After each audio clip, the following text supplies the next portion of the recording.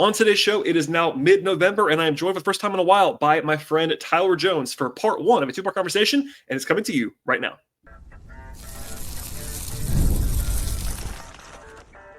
You are Locked On Hawks, your daily Atlanta Hawks podcast, part of the Locked On Podcast Network. Your team every day. Hello, friends. Welcome to episode 1845 of the Locked On Hawks podcast. I am your host, Rowland, coming to you deep in the night here on a Wednesday evening into Thursday. And today's podcast is brought to you by the folks at the Game Time app. Download the Game Time app right now, create an account, and use promo code LOCKEDONNBA for $20 off your first purchase. Terms apply. I also want to encourage you at the top of the show, as I always do, to make your first listen here at Locked On Hawks each and every day. Check us out and subscribe to the podcast anywhere you find your podcasts. Of course, that includes places like Spotify and Apple and Overcast on the audio side. And we're also on YouTube. So please like this video as you are watching it and tell your friends about the podcast on any different platform that they might prefer to watch or listen to it. Today's show is going to be a two-parter with myself and Tyler Jones. This is part one you're listening to right now. Tyler is a fan favorite on the podcast. If you're a new listener, he comes on the show probably like once a month, maybe a little bit more than that at times. And Tyler, we go back and forth. Always fun to talk to him. Definitely more robust in conversation than some other guests that I might have. We go back and forth in kind of a free-flowing environment, so be prepared for that. But before I get to Tyler, one note of news in between the game on Tuesday and the game on Friday. Basically, as we record this podcast, it's been about 24 hours since the Hawks stunned the Boston Celtics. So number one, listen to the show that I did yesterday. It's already been really popular to listen to for obvious reasons. It was obviously a huge upset and a really, really fun game to dive into between the Hawks and the Celtics. That's available for you right now. But in the hours after that, the NBA announced that the Hawks actually had one of their two national TV games flexed out. So December 19th against the Spurs was supposed to be their one of their two games on the road, and that's now been flexed out in favor of Knicks and Timberwolves on TNT. So right now, the Hawks have one TV game beyond NBA TV. For me, I always say national TV for ESPN and TNT and ABC. So they only have one game left. It's the other game against the Spurs in February. A lot of consternation about that from Hawks fans. I don't blame you. It's a little bit of an odd timing thing after the Hawks got that big win on Tuesday as well. But that's what's going on there. And one more thing at the top here, we'll probably talk about this when I talk about Tyler as well. But there's still no update as of right now on any of the injury stuff with Trae Young or DeAndre Hunter. The Hawks do have to announce their injury report on Thursday afternoon / early evening in advance of Friday's game against Washington. So that's the next time that we'll learn anything else probably at this stage. But stay tuned for that, and we'll have more coverage about that later on this week. All right, with that out of the way, we'll dive in right now with part one with myself and Tyler. Please stay tuned for part two in the same podcast feed when you are done listening to part one. Please subscribe to the podcast, all that fun stuff. And here we go with myself and Tyler. I am joined once again by my friend Tyler Jones. It's been a little while, my friend. How are you? Welcome back. 12 games in. Yeah, I've got a question for you, Brad. I've got a question for you. What's going to come back faster, my hair or your optimism in the Falcons this season? Oh man, ask me after Sunday. We'll see how that goes. If they lose in Denver, I might be pretty pessimistic again. But listen, Denver's a good team. I don't know how fast your hair grows. If people are watching on YouTube, Tyler's sporting a new hairstyle or lack thereof on the pod. So there's an enticement to watch on YouTube, folks. If you want to check that, I like it. I'm in on it. Appreciate it. I might be pretty close to you at some point pretty soon. I might have to come home all the way. It's pretty short as it is. But. The thing is, hair talk for 2 seconds. I actually wasn't going bald. I was just thinning, but I didn't like how it looked. Like I didn't like how it was looking, so I was just like, yeah, I can't wear it like I want to anymore. So let's just get rid of it because it is easy. It is easier to not have hair. I have to say it is easier. And if you guys don't know, I had like a week ago, like long dreadlocks. So, but I cut them off, and now I'm fully bald right now. So my neck really does appreciate the lack of hair. So yeah, that's positive. I can see that. We'll see about the Falcons because that was disappointing.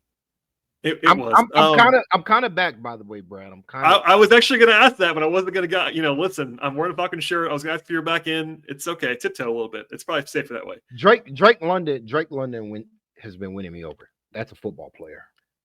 I enjoy his work deeply.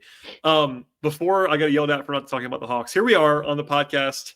We are coming to everyone about 24 hours-ish after the Hawks' best win of the season and one of the biggest upsets, according to the point spread, in like the last several years in the NBA. You can debate how much you care about that, but certainly it was a surprising result. against Boston on Tuesday. I did my 40-minute show, but let's start there. What did you make of last night? Plenty to discuss, obviously. What to make of it? Well, they did play well.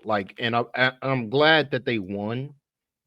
Really because of the effort they were playing with, the intensity level they played with the entire game to stay with the Celtics, and they deserved to win. I mean, Missoula talked about at the end of the game, we're like, the Hawks were a better team. They won. They out rebounded us. They out, possessioned us. Like, they deserved to win the game. And I felt like if they would have lost, it would have been unfortunate because it would have been purely because they can't make their free throws or open 3-pointers still. Yeah. Which, is a concern, but will be less a concern when the adults in the room come back.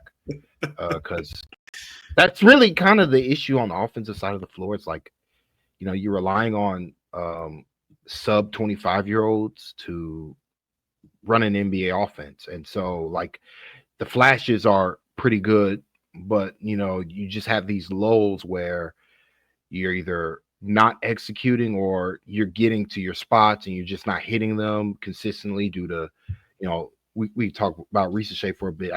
I just think he just lacks strength overall offensively. It just shows up. It's not uncommon for rookies, especially young ones who are skinny like he is. So it's just going to take time with him. But this team has been hurt by Bogey in particular being out. I cannot stress to you. To me, he was the very clear-cut second best player on the team.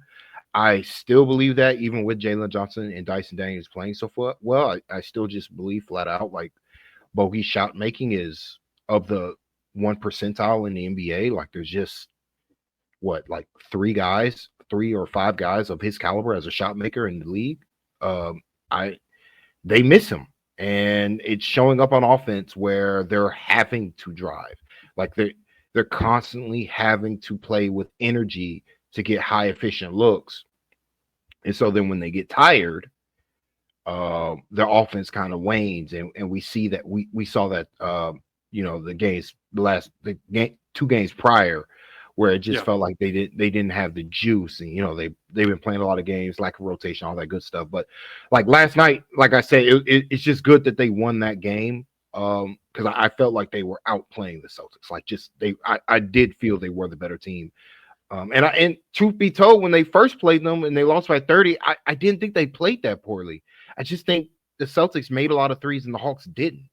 But they were getting their shots. They were getting good looks. They weren't converting. And then, Tatum went on he got hot and they folded then. I felt like they kind of lost themselves offensively and they couldn't get it back. This game, they never folded. They stuck with what they were doing, probably because they saw the film and they're like, guys, what we were doing was working. We, for whatever reason, in the second half, in the first game, we stopped doing it. We stopped driving to the rim. The Celtics are a very small basketball team. They have to play Neemias Queta, and Queta is not good as a center. So we can attack the rim against them, and we can get offensive rebounds against this team. You're starting two small guards, really, Tatum and Brown at the 3 and the 4. It's a small team. They have to make their threes. If we can win the possession battle, we're going to give ourselves a chance, even though they have great shooting on the other side. Today's show is brought to you by Game Time. I go to a lot of different basketball games, of course. It never gets old to me. The sounds from the court, the buzz in the crowd. It's always fun, and the memories are vivid for me, dating back years and years and years. At Game Time, actually get tickets for all different kinds of sporting events, including basketball and hockey and golf, tennis, soccer. They have football, etc. And also find tickets for music, comedy, and theater as well. They have a new feature at Game Time called Game Time Picks. Actually makes getting tickets even easier and better for you in the app. At Get My Picks, they actually filter out all the stuff that you actually don't want and show you the incredible deals on great seats, no wasting time searching through thousands of different tickets that you actually are not looking for. For example, there are awesome deals right now for the game on Friday between the Hawks and the Wizards in the NBA Cup in Atlanta for a pair of tickets, by the way, only $15 each, including fees. And that's a Friday night in Atlanta. Great deal there, of course, and that's happening all the time over at Game Time. I love the feature at Game Time actually turn on to actually view the seats through all-in pricing, so there are no surprise fees at the checkout screen if you have that toggled to the on position. Plus, Game Time has the lowest possible price guaranteed. And you can take all the guesswork out of buying tickets with Game Time right now. Download the Game Time app, create an account, and use the code LOCKEDONNBA for $20 off your first purchase. Terms apply. Again, create your account at Game Time and use that code. It is LOCKEDONNBA for $20 off your first purchase. Terms apply. Download the Game Time app today. What time is it? It's game time. Yeah, that's what happened, obviously. And like, I this is more of a me thing, but I end up having to say so many things about a game because I'm just talking for 30 minutes about every game, right? So, but like, some of those themes were very clear. I think I know I said it, but I don't know how often I said it last night. I love that point you made about how they didn't fold, because there were several times I was noting in my notes, like they had chances to fold. Like the Boston made a couple runs. The Hawks were getting frustrated a little bit. Shots weren't going in, and it felt like they could let it go, and they didn't at any point. And that was really, really admirable of them in that moment. And clearly, like the reason they won the game, like I agree. I mean, obviously, there are different definitions of how a team plays or played well or outplayed or whatever. But when you win the margins like they did in that game, you have to lose the shooting battle by so much to lose. Yep. And they still almost lost. Like if Tatum has a corner three wide open, goes in and out, and if it goes in, you lose basically. And like it's that narrow because Boston's really, really good. Of course, that's part of the reason why they're so good. But I mean, the Hawks couldn't have. Obviously, there's things that they could have done better, but on the whole, it would have been difficult for them to play better. Like in the floor game, that's that bigger thing. Like they played. Yeah. Actually, I want to push back a little bit. I felt like there, and again, this talks about needing the adults back in the room. There were a couple times where they kind of gave possessions away with the ball, like on turnover. Like, yeah. Some of these turnovers. No, there were definitely things. I mean, again, I'm not saying they played perfect because they didn't. I mean, you missed 6 free throws out of 13. Yeah, that's obviously terrible. The 3-point shooting is a different discussion that we'll come back to because it's a good point you bring up. And yeah, there were some possessions like in the first 2.5 quarters where I thought Keaton Wallace was pretty bad for about 3 quarters last night. They were offensively. Keaton was going to be the reason why they lost until he figured he made some. He did. Ultimately, he just made some shots in the fourth quarter, but like he was going to be the reason they lost the game because he was horrific. Well, they were having a lot of trouble, and I wonder if you agree with me on this. I think I said it last night, but basically they ended up kind of not doing either one for times. They went with the jumbo lineup for a little while, but they had Garrison killing them on defense and Keaton killing them on offense, and they had to pick one. And it was like whatever they did, it didn't work on either side. And that actually led them to go with that big lineup for a couple of minutes where actually for a lot of the stretch run, they were playing Jalen at the 3. And they kind of had to do that even with Keaton on the floor. And they took Risacher off the floor, which I didn't like necessarily love. But anyway, they just did a lot of things well last night. And like, it's not even worth engaging like what it all means. And before we started talking, you and I were kind of talking about this, like, all right, we can talk about what they've been so far and we will, but so much of what they're going to be is so uncertain based on health. And look, they're healthier now than they have been, provided Trey plays on Friday, which we don't know. If Trey's hurt, this all changes, and we just don't know at this moment in time. But if, let's say, Trey and Hunter are back in the next game or two, they're still without Bogey for a while longer. They're more whole than they've been. But people are asking me, I'm sure you saw some of this today, but people were like, all right, so are the Hawks going to – I mean, it's one game, but people go a little bit crazy the other way. Like, are they buyers now? What's the outlook going to be? And I get it. It's well, yeah, but you know what I'm saying? People get excited. It's one game. It is what it is. But people are really trying to figure out, and I think we are too, to some degree, what they're going to be when they have their guys. Because you and I are in agreement, and I think Hawks fans are probably not as high on Bogey as we are in my experience. But they've missed Bogey so badly, and it shows up in the numbers. We can go through some if you want to. Offensively, like it's kind of a miracle they've been able to be like above average offensively so far this year without Bogey, because Bogey is so important to what they do as a shooter, even as a secondary playmaker, etc. That like we could talk about what they are, but man, even with Hunter, I mean, I know you kind of you were kind of buying in on Hunter again after the first 2 games, and then he got hurt. But even without Hunter, so like, and what I'm not saying is that Hunter has to play 35 minutes. I'm not saying that, but here's a simple way to think about this and what they get back when they get someone like Hunter. It means you don't have to play David Roddy anymore. And I'm not trying to be mean about David Roddy. We don't have to pile on. We can if you want to a little bit. But the gap between what they've gotten from the backup spots there, headlined by Roddy, to what Hunter is going to give them, even in bad Hunter, if he is bad Hunter again at times, that's a huge upgrade, man. So like, I mean, listen, and apologies to the Chinese basketball fans watching now about their favorite basketball player, David Roddy. David Roddy's been killing him. Like, I mean, he's been absolutely nuking every lineup he's been a part of, and it's just been very hard for the Hawks to do anything with him on the floor, just because of how like outlier bad he is on defense. Like it's just the reality of the situation. Like he's just that bad on defense. I came prepared just for the I knew this was going to come up, so I have the stat ready for this. All right, the Hawks have a 114 defensive rating this season in every minute that does not involve David Roddy.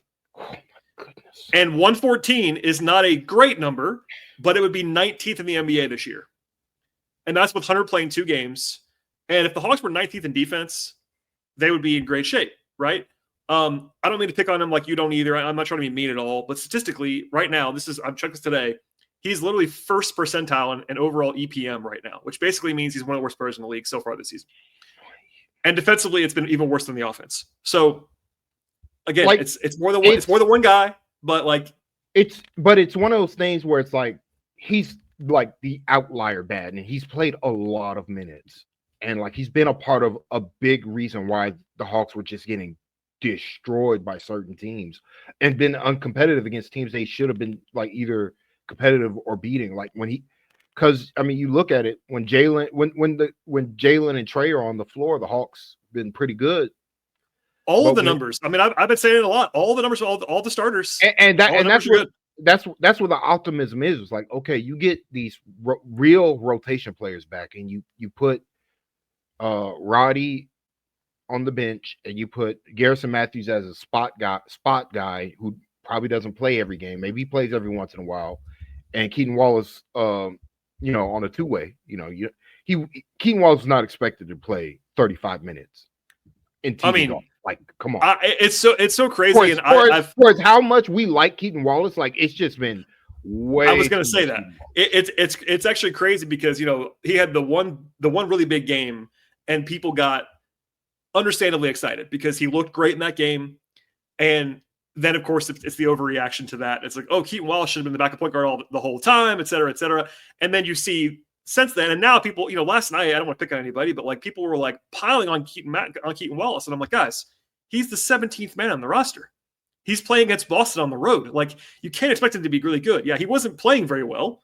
That's 100% true. He just shouldn't be asked to do that. He had to do it out of necessity. And Garrison's the same way. Like, Garrison's a very, very, very helpful basketball player. He absolutely is. But if he's playing, and I think for a stretch he played since he came in, he got a DNP CD the first game of the season when they were healthy, when they had Bogey and they had Hunter. DNP CD. Since then, he's averaging 23.5 minutes per game. That's a huge jump to go from 0 not playing to playing 24 minutes a game. And it's because they had literally 4 injuries in a row. And Garrison's fine. But Garrison is, to your point earlier, playable in a lot of matchups. And they need him, by the way, badly without Bogey on offense because he's their one guy that gets guarded like that. He flies around screens. He gets people fly at him, etc. But then defensively, he tries hard. He gives a lot of it back. So I mean, he's just small. Like he's just small for his position. Like he's not a guard. So you can't just have him be the only small guy on the floor because he can't really dribble. So you need him alongside other creators who are also probably not going to be that big. So then every lineup that Matthews is a part of is just naturally going to be a smaller lineup. Smaller lineups are just bad defensively. So I want to harp on the positives a bit more though, because I think it's important for people to understand where the Hawks are. They really, right now, the pressure points are when Trae Young goes on the bench and Jalen Johnson goes on the bench. Jalen Johnson there's an easy solution. I think they might have found something with Larry Nance at the 4. I think it took Nance a couple games to get comfortable playing that position for what his responsibilities are at the 4 compared to the 5, because it's just a different position, guys. It is. So I think it took some time because he basically exclusively through camp was playing the 5. Now they're asking him to play the 4, which I think for this Hawks team is probably his best position as the backup power forward.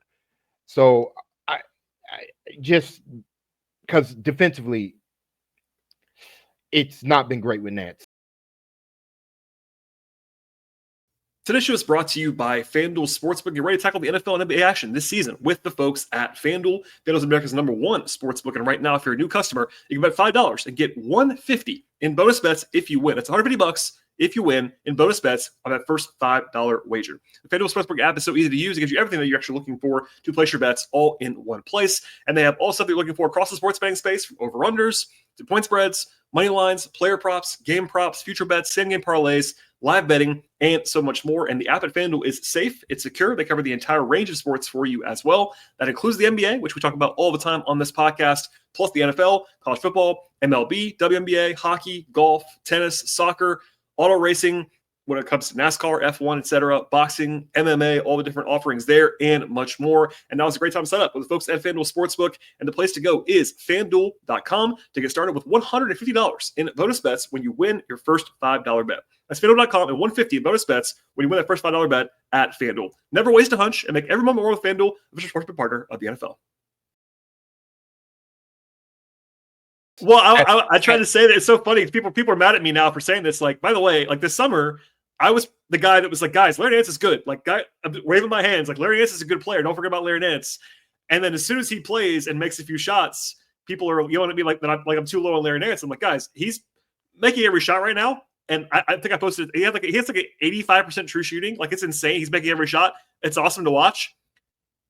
Defensively, it's been pretty bad. I think we could be serious about that. But it's not like it's helpful at the four though.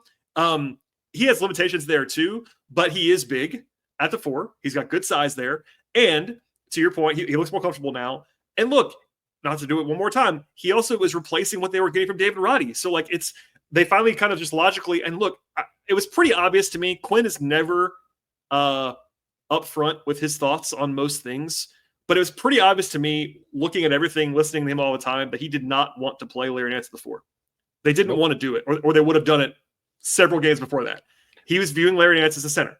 And now, out of necessity, they did it, and it kind of worked. It still hasn't been incredible, like by the plus minus stuff. They're kind of just holding on with Larry Nance at the 4 so far, but it's better than what it was.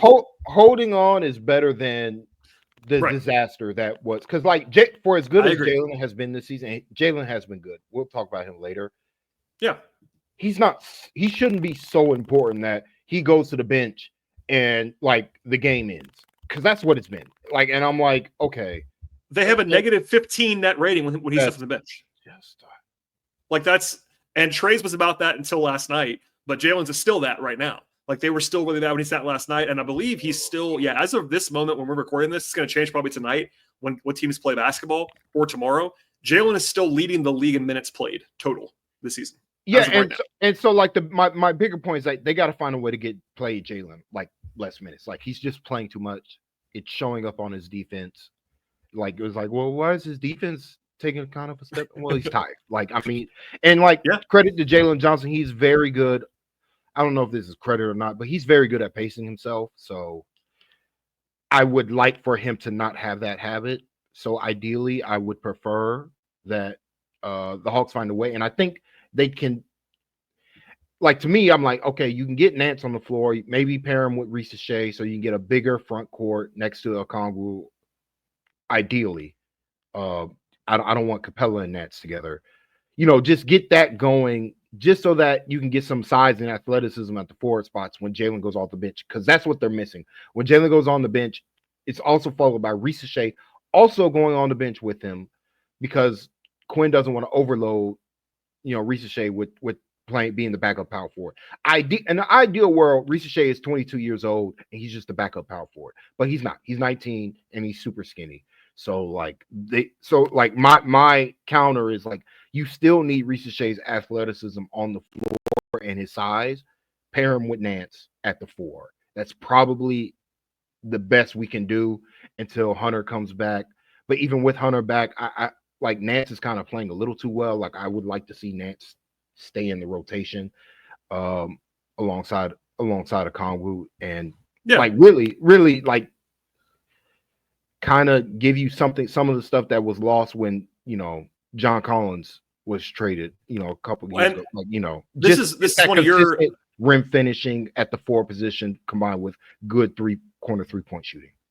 And good passing too. Like he's a really good field player. That definitely helps. This is actually your corner. So I'm not stealing it from you, but also they can play the matchups more when they have Hunter back.